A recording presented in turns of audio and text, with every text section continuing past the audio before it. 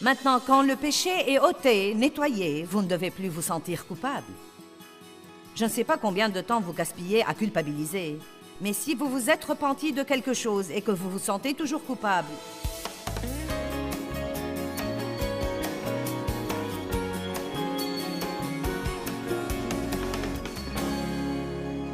je veux parler du moyen de s'occuper efficacement du péché, car nous ne pouvons vraiment pas l'ignorer. Nous savons tous qu'il y a des choses dans nos vies que nous devons travailler avec Dieu pour conquérir et vaincre, et la culpabilité interrompt toujours notre intimité avec Dieu. Nous devons arriver au point où nous savons faire quelque chose au sujet du péché autre que se sentir coupable et avoir mauvaise conscience tout le temps. Mon principe ce week-end est que plus nous passons du temps avec Dieu, plus nous devenons puissants. Et je veux aussi vous dire que plus vous passez du temps avec Dieu, plus vous lui ressemblez. On ressemble à ceux qu'on fréquente régulièrement. Donc, si vous passez plus de temps dans la parole, plus de temps à réfléchir et à méditer sur la grandeur de Dieu, sur le caractère de Christ, Jésus est venu nous montrer Dieu. Il dit « Celui qui m'a vu a vu le Père ».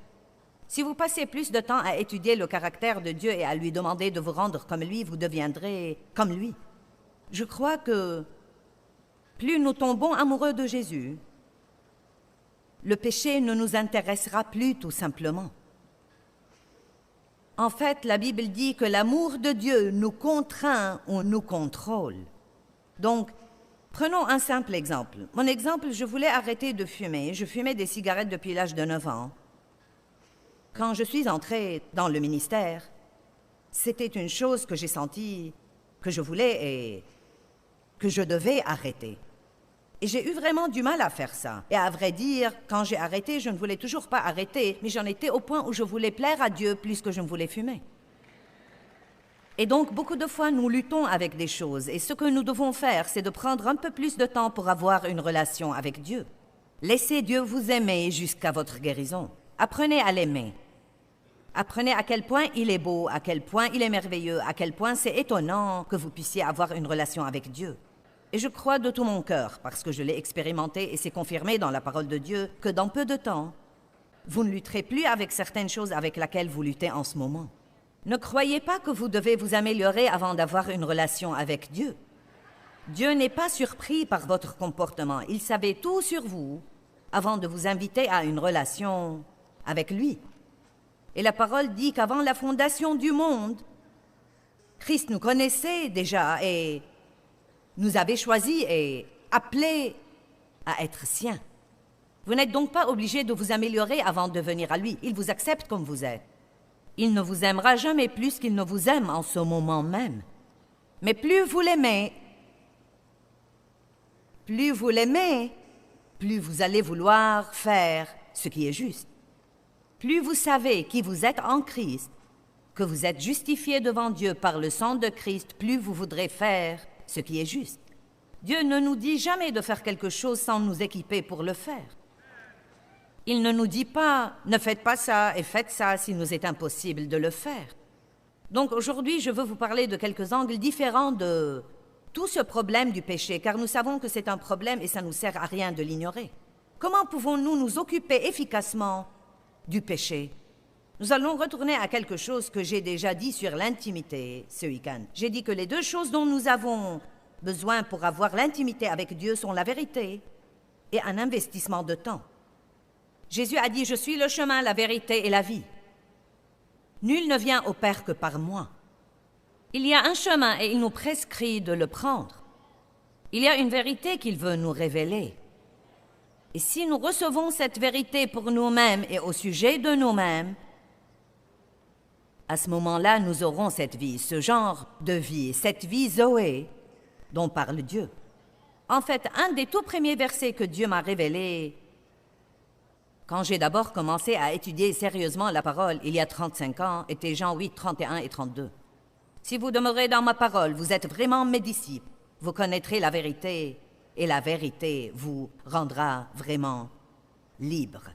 Vous voyez, la triste vérité est que beaucoup de gens aiment Dieu, mais ils sont très trompés. Très trompés. Ils ont de mauvaises façons de penser. Ils pensent des choses sur eux-mêmes, ils pensent des choses sur leur passé, sur leur avenir. Ils pensent même des choses sur Dieu qui ne sont absolument pas vraies. Par exemple, puis-je vous annoncer aujourd'hui une bonne nouvelle, comme quoi Dieu n'est pas fâché de vous?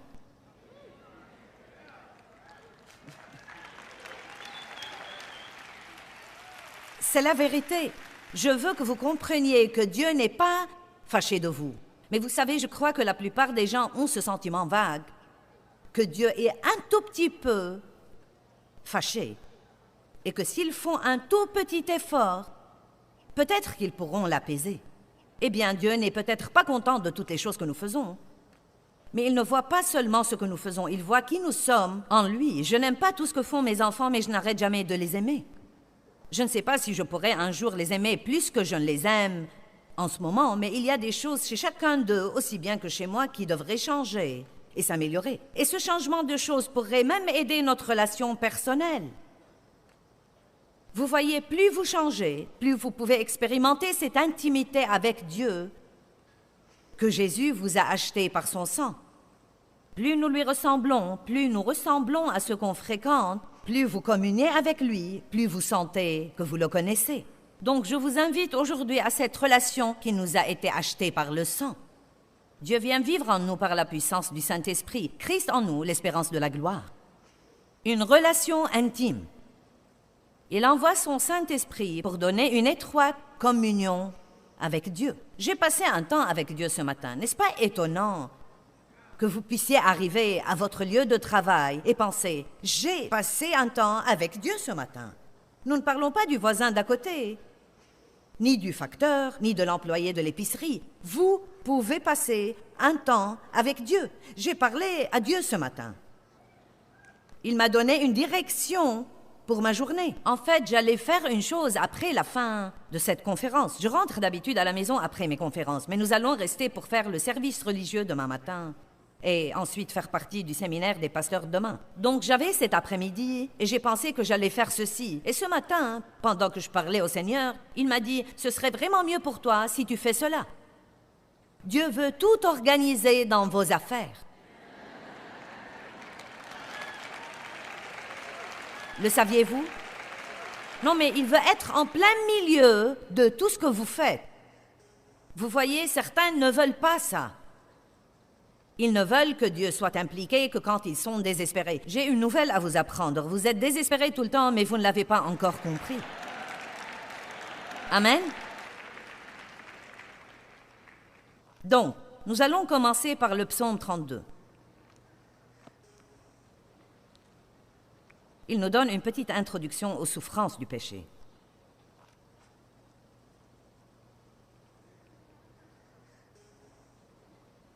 Merci Seigneur pour cette parole aujourd'hui.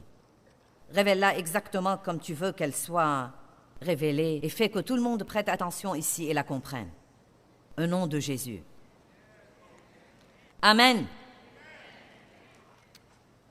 Bienheureux, heureux, chanceux et à envier celui dont la transgression est continuellement pardonnée, l'homme dont l'offense est enlevée et dont le péché est couvert. La bonne nouvelle est que selon la Nouvelle Alliance, ceci a été écrit dans l'Ancien Testament, selon la Nouvelle Alliance, notre péché n'est pas couvert, il est nettoyé. Il est ôté et supprimé. Et la Bible dit que Dieu non seulement nous le pardonne, mais encore l'éloigne, autant l'Orient est éloigné de l'Occident et il ne s'en souvient plus. Maintenant, quand le péché est ôté, nettoyé, vous ne devez plus vous sentir coupable. Je ne sais pas combien de temps vous gaspillez à culpabiliser, mais si vous vous êtes repenti de quelque chose et que vous vous sentez toujours coupable, à ce moment-là, soit vous êtes trompé, soit vous ne croyez pas que Dieu peut faire ce qu'il dit qu'il peut faire.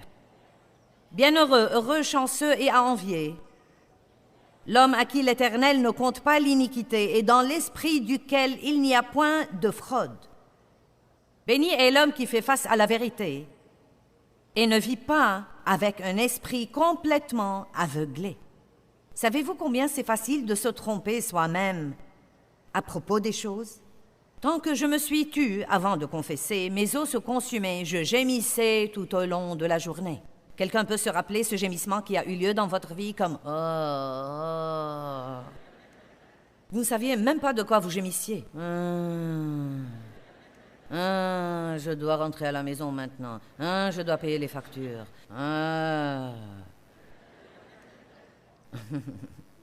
Car nuit et jour, ta main de mécontentement pesait sur moi. Ne croyez pas que Dieu va vous laisser tranquille dans votre péché. Il ne le fera pas. Il vous poursuit pour un bon but dans votre vie. Je pensais avant Dieu, si tu me montres encore une chose qui ne va pas chez moi, je vais juste... Je ne sais pas ce que je vais faire, mais je ne peux plus supporter voir une chose de plus. Tu ne peux pas me laisser tranquille pendant un petit moment? Et puis j'aime surtout ce verset qui dit « Celui que l'Éternel aime, il le châtie. Il lui dit ses défauts. » Parfois je pensais « Pourrais-tu m'aimer un peu moins aujourd'hui? Je crois que j'ai vu tout ce que je peux supporter de voir. » Mais vous savez quoi? Je ne le dirai jamais à Dieu maintenant. Je ne veux plus jamais qu'il me laisse tranquille. La pire condition dans laquelle nous puissions jamais être, c'est de ne jamais changer. Si vous croyez que vous craignez le changement, pensez à rester comme vous êtes. Maintenant, ceci, frères et sœurs, est une pensée effrayante. Je suis si reconnaissante que nous ayons l'espoir de changer. Seul Dieu ne change jamais, mais il n'y a rien d'autre qu'il ne puisse pas changer. Je t'ai fait connaître mon péché, et je n'ai pas caché mon iniquité. J'ai dit, je confesserai mes transgressions au Seigneur, dévoilant continuellement le passé jusqu'à ce que tout soit raconté. Et toi, tu as instantanément pardonné l'iniquité de mon péché. Posez et pensez-y calmement. C'est pourquoi ce pardon amène tout homme pieux à prier le jour où il te rencontre. Certainement, quand les grandes eaux des épreuves débordent, celles-ci n'atteindront pas son esprit. Maintenant, écoutez ça. Car tu es mon asile. Toi, Seigneur, tu me préserves de la détresse. Tu m'entoures de chants et de cris de délivrance. Amen. Maintenant, je crois que plus nous avouons tout à Dieu, et rappelez-vous, il sait tout de toute façon. Pourquoi est-ce donc important que nous lui disions tout? Pourquoi est-ce important que nous verbalisions et que nous confessions ces choses à Dieu? Parce que je crois que bien des fois notre langue ressemble à une louche. Elle descend à l'intérieur et sort des choses dont nous pouvons nous débarrasser. Nous avons besoin de la confession. Vous avez entendu le proverbe, la confession est bonne pour l'âme, et c'est vrai. C'est vrai. Je me rappelle une époque où j'essayais de prier sans avouer un péché que j'avais commis. Et je disais, « Oh Seigneur, pardonne-moi s'il te plaît, je l'ai manqué. » Car le mot péché veut dire manquer l'objectif. Mais je ne voulais pas dire ce qu'était mon péché, donc j'ai dit « je l'ai manqué ». Et le Saint-Esprit m'a dit tout de suite « manquer quoi? Parlons-en. » Je veux l'entendre. Appelons-le par son nom. Mais vous savez, nous aimons beaucoup de fois éluder les choses parce qu'elles sont si laides que nous ne voulons même pas les mettre au grand jour et en parler. Et si vous luttez vraiment avec quelque chose dont vous n'arrivez pas à vous libérer, une des choses les plus saines que vous puissiez faire, c'est de trouver un ami spirituel ou un membre de la famille en qui vous avez vraiment confiance et lui raconter ce qui se passe dans votre vie et dire « priez pour moi ». La Bible nous enseigne qu'il y a des moments où nous confessons nos péchés les uns aux autres afin que nous soyons guéris et rétablis à un ton spirituel de la pensée et du cœur. Beaucoup de gens sont malades à cause des secrets qu'ils gardent. Amen. Il n'y a rien que vous puissiez raconter à Dieu qu'il ne sache pas déjà, et rien qui puisse le choquer, et rien qui l'empêche de vous aimer jusqu'à ce que vous soyez guéris. Commencez donc par tout avouer à Dieu. Parlez-lui de la douleur dans votre vie. Parlez-lui de vos déceptions. Parlez-lui de ce que vous ressentez, et ensuite, après avoir tout avoué, décidez de croire la parole. Et sachez que Dieu et Dieu seul peut vous pardonner et vous donner la guérison. Jean 16, 7. De temps en temps, j'ouvre Jean 16 le matin et je lis sur le merveilleux ministère du Saint-Esprit. J'aime me revigorer dans ces principes bibliques puissants que je connais déjà. Il y a quelque chose de merveilleux quand on regarde les mots sur la page. Nous allons donc mettre sur le rétroprojecteur et vous permettre de les regarder. Jean 16, 7. Cependant, je ne vous dis que la vérité quand je vous dis qu'il vous est bénéfique, bon, opportun, avantageux que je m'en aille. Jésus dit, il sera mieux pour vous que je m'en aille. Mais comment serait-ce possible? Cela veut dire que nous sommes plus privilégiés que les 12 disciples qui ont voyagé et mangé avec Jésus. Nous sommes plus privilégiés. Vous voyez, nous pensons, oh non, ce serait tellement mieux si nous pouvions le voir. Vous voyez, c'est vraiment mieux de croire. Bienheureux ceux qui n'ont pas vu et qui ont cru. Dieu nous donne une mesure de foi pour que nous puissions entrer dans le royaume invisible avec un cœur de foi, et cela peut être aussi réel pour nous, comme si c'était ici devant nous. Quel est ce privilège? Parce que Jésus ne pouvait être que dans un seul endroit à la fois, mais le Saint-Esprit peut être partout, tout le temps. Il peut me parler à moi et à vous tous, me mener et vous mener, tout en même temps. Nous ne sommes jamais quelque part où il n'est pas. Nous ne devons pas essayer d'arriver à lui. Il vit à l'intérieur de nous. Car si je ne m'en vais pas, le consolateur, maintenant c'est ce qui vit en vous, le consolateur, le conseiller, l'aide, l'avocat, c'est comme un avocat qui combat pour vous, l'intercesseur, celui qui vous fortifie, et celui qui se tient prêt. J'aime ça, celui qui se tient prêt. Avez-vous jamais été en stand-by pour voyager? Vous vous tenez prêt au cas où il y a une place disponible. C'est exactement ce que fait le Saint-Esprit. Il se tient prêt au cas où nous lui donnons une petite ouverture dans notre vie, ou que nous ayons besoin de lui. Il est toujours là. Le consolateur, le conseiller, l'aide, l'avocat, l'intercesseur, celui qui nous fortifie, celui qui se tient prêt, ne viendra pas vers vous en communion étroite avec vous, mais si je m'en vais, je vous l'enverrai pour qu'il soit en communion étroite avec vous. Pouvons-nous prendre un moment et nous imbiber de cette vérité, comme quoi nous pouvons avoir une communion étroite et intime avec Dieu?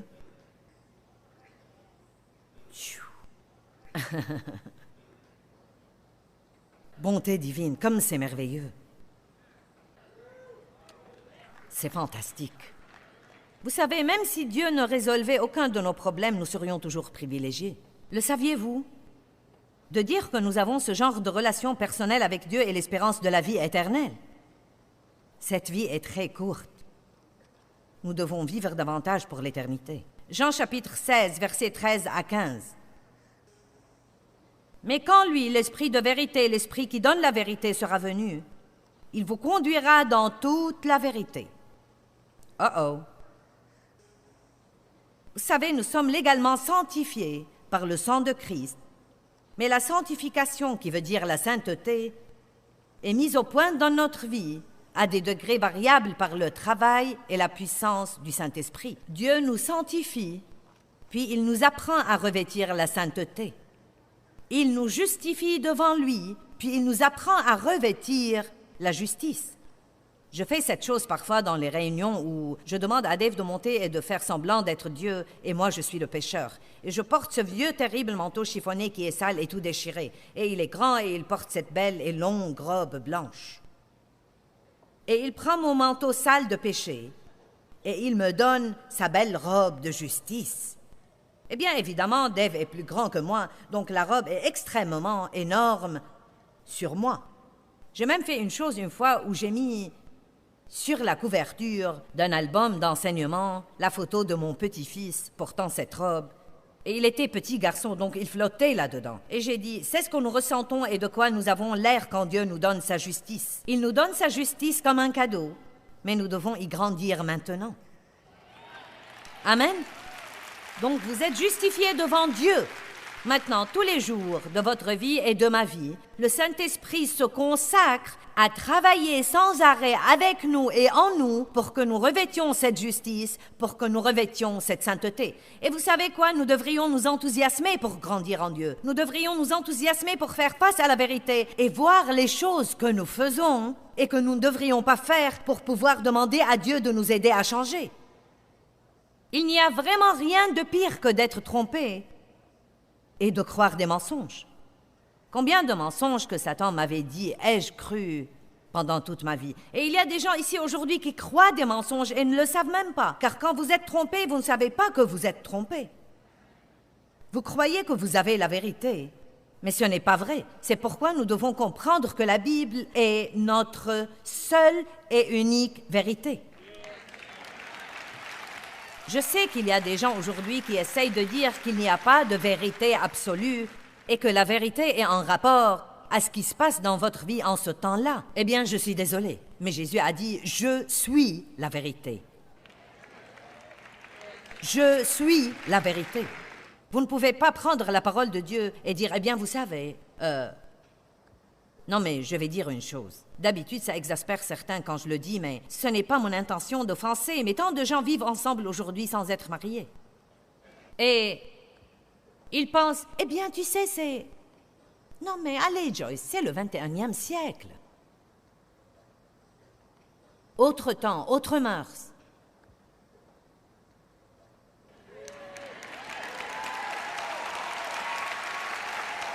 Et vous savez quoi?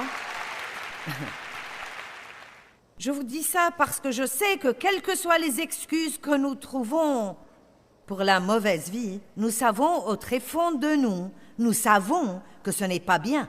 Alors retournons donc au psaume 32. Avant d'avouer mon péché, tant que je l'ai gardé caché, tant qu'il y avait de la tromperie dans mon esprit, mes os se consumaient et je gémissais et je grognais toute la journée. Je veux seulement vous aider, je vous l'assure. Je ne veux pas vous condamner, je n'essaye pas de vous donner mauvaise conscience, je veux seulement, en fait, vous aider. Mais nous devons avoir une vérité à laquelle nous accrocher. Quand j'essaye de lire des livres comme ça, je dis vraiment... Non, mais je m'y perds franchement après 2 ou 3 pages. Comment est-ce qu'on invente sa propre vérité? Combien ce serait idiot? Vous pouvez le faire si vous voulez, mais vous en subirez les conséquences. Et ce qui arrive ensuite, ce qui se passe aujourd'hui, c'est que les gens choisissent ces styles de vie bizarres et ensuite ils blâment tous les autres quand les choses ne vont pas comme il faut dans leur vie. Et si vous voulez savoir la vérité, je dis ces choses surtout aux multitudes de gens qui nous regardent à la télé. Et même à certains d'entre vous qui sont ici aujourd'hui. Je suis sûre que beaucoup d'entre vous ont arrangé ces choses dans leur vie. Et je n'aime pas même m'embarquer dans ces trucs car tout le monde aimerait que vous leur disiez à quel point ils sont merveilleux. Mais le Saint-Esprit ne m'a pas tapoté sur la tête et ne m'a pas dit à quel point j'étais merveilleuse. Il m'a dit des choses que je ne voulais pas écouter. Mais c'était la vérité seule qui m'a libérée.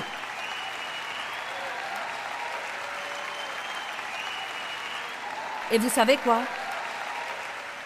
Ce n'est pas ma responsabilité de prêcher un message qui va vous rendre comme moi. C'est ma responsabilité d'enseigner la vérité et ce que je suis menée par le Saint-Esprit à enseigner. Et peut-être que vous n'aimez pas tout ce que je dis, mais je crois vraiment que si vous suivez l'enseignement que j'essaye de vous donner, éventuellement vous m'aimerez bien à la fin.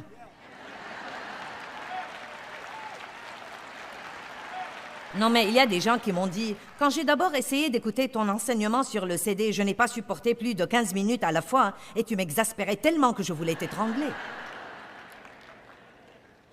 Vous savez pourquoi? Parce que la vérité est choquante. Non, mais quand nous vivons dans la tromperie et les excuses et l'apitoiement sur moi-même et le blâme et l'évasion et la fuite, savez-vous combien nous blâmons les autres personnes de ce qui ne va pas dans nos vies? Eh bien, c'est mon passé, c'est parce que j'étais ceci, c'est à cause de cela. Vous savez, je n'avais pas ceci, je n'avais pas cela, je n'ai pas eu un bon début dans la vie. Mais tôt ou tard, vous devez prendre la responsabilité de là où vous en êtes pour aller de l'avant et avoir l'avenir que Jésus est mort pour que vous ayez.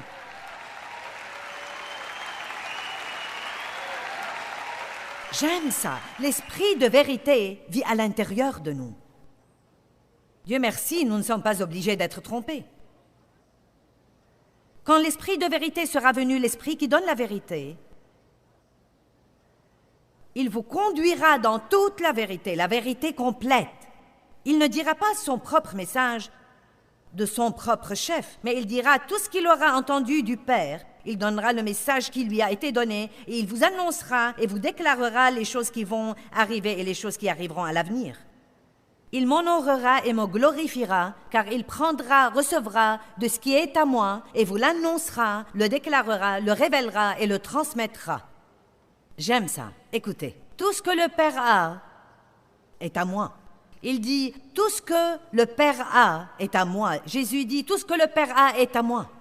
Si nous reculons d'un verset, il dit aux disciples, il y a encore beaucoup de choses que je dois vous dire et vous enseigner, mais vous n'êtes pas encore prêts. Je vous enverrai donc le Saint-Esprit, l'Esprit de vérité, et il demeurera et vivra au-dedans de vous, et il vous fera accéder à la vérité tout entière, afin que tout ce que j'ai et que le Père m'a donné, je puisse vous le transmettre à vous par la puissance du Saint-Esprit.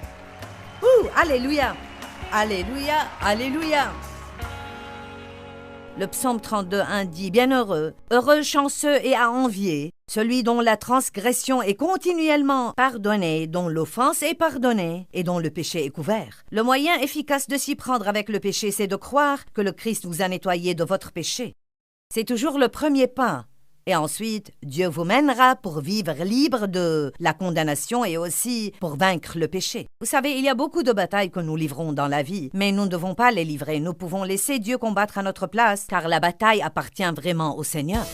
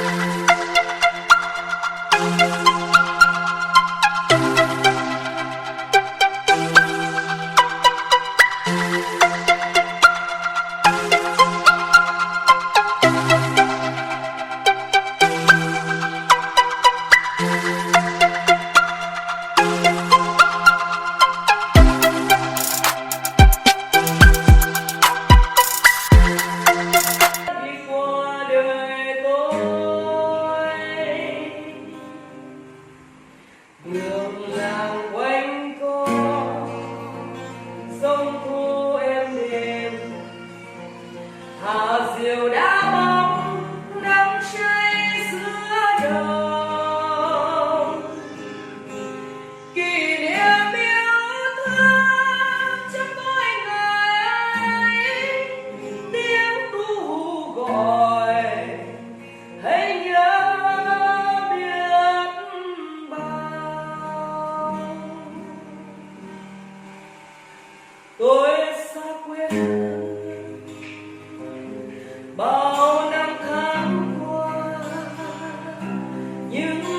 trái tim không bao giờ xa. Lời mẹ ru con hiu hiu chưa hè mùa lụt nước lũ bắt